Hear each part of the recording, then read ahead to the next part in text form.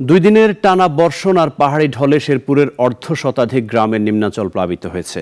পানিবন্দী হয়ে পড়েছে শত শত পরিবার।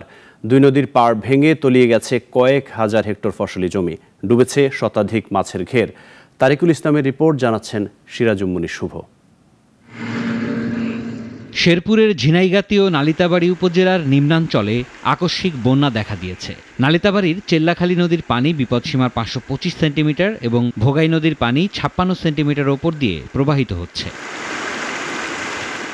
গতকাল সন্ধ্যা থেকে রাতভর প্রবল বৃষ্টি আর উজান থেকে নেমে আসা ঢলের পানিতে সীমান্তবর্তী ঝিনাইগাতি উপজেলার মহারশী নদীর পানি দুকুল উপচে প্রবাহিত হচ্ছে।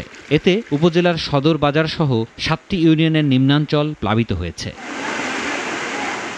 পাহাড়ি ঢলের পানি ঢুকেছে ঝিনাইগাতি উপজেলা শহরে। এতে প্রধান সড়ক, বাজার, অলিগলি ও অফিস সহ বিভিন্ন শিক্ষা প্রতিষ্ঠান ডুবে গেছে। প্রত্যেক বাড়িতে এখন পর্যন্ত হাঁটু পানি রয়ে গেছে। কারো চুলা এখন আগুন জ্বালানো হয় নাই, শুধু পানির কারণে। রাস্তাঘাট ডুবে গেছে, তারপরে বাজার আশপাশে অনেক ভাঙাচোরা হয়েছে। জেলা কৃষি অফিস জানিয়েছে, পানিতে প্রায় 2000 হেক্টর জমির আমন ধান ও 100 হেক্টর সবজির ক্ষেত তলিয়েছে। ভেসে গেছে মাছের ঘের। হাজার হাজার হেক্টর জমিগুলা নষ্ট হয়ে যাচ্ছে। পানিতে পুকুর তলায় গেছে, প্রায় 5 লক্ষ টাকার মাছ গেছে। ক্ষতিগ্রস্তদের সব ধরনের সহায়তার আশ্বাস দিলেন উপজেলা নির্বাহী কর্মকর্তা। আমরা ইতিমধ্যে উদ্ধার কার্যক্রম চালাচ্ছি, আমাদের ফায়ার সার্ভিস কাজ করছে।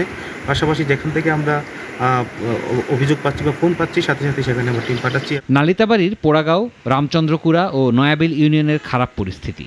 কোথাও কোমর, আবার কোথাও গলা সমান পানি। উপজেলা প্রশাসন ও ফায়ার সার্ভিস উদ্ধার তৎপরতা চালাচ্ছে। সিরাজুম্মনি শুভ, নাগরিক। 250-টিরও বেশি ডিজাইন অপশন নিয়ে ওয়ালটন স্মার্ট ফ্রিজ, বোঝে আপনার প্রয়োজন।